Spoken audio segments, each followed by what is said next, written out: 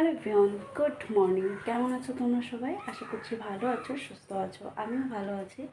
আজকে দেখো সকাল সকাল সমস্ত কাজ বাজ হয়ে গেছে। তাও সকাল সকাল বলতে এখন বাজে 11:30। আমার এরকম সময় রান্নাবান্না হয়ে যায়, কিন্তু আজকে করতে পারিনি। আজকে যেহেতু শনিবার, যে কারণে আজকে একটু ধীরে সুস্থে করছি। আজকে অনেকটা বেলায় উঠেছি, 8টার সময় উঠেছি। মেয়ের যেহেতু স্কুল থাকে না, তাই তারাও থাকে না। হাজব্যান্ড যে কারণে আজকে আর টিফিন নিয়ে যায় না।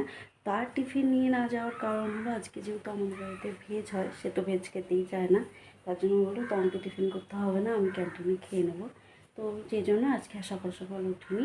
এদিকে চলো দেখো, সমস্ত কাজ বাজ আমি করে নিয়েছি। তার মধ্যে আমার মেয়ে বাড়িয়েছে কাজ। এইটা হলো কাজ। আজকে সকালবেলা ওকে খাওয়াতে বসিয়ে দেখছি হাফ বোতল জল ও জাজিমে ফেলে দিয়েছে। সেইটাকে আবার আমি দিয়েছি রোদ্রে। তো এদিকে এখন রোদ উঠেছে, কিন্তু কিছুক্ষণ আগে বৃষ্টি হয়েছে। আজকে সারাটা দিন এরকমই হবে মনে হচ্ছে, একবার বৃষ্টি একবার রোদ। আমি শুধু ভাবছি জাজিমটাকে আমি শুকাবো কী করে, মানে কী যে করবো এখন কে জানে।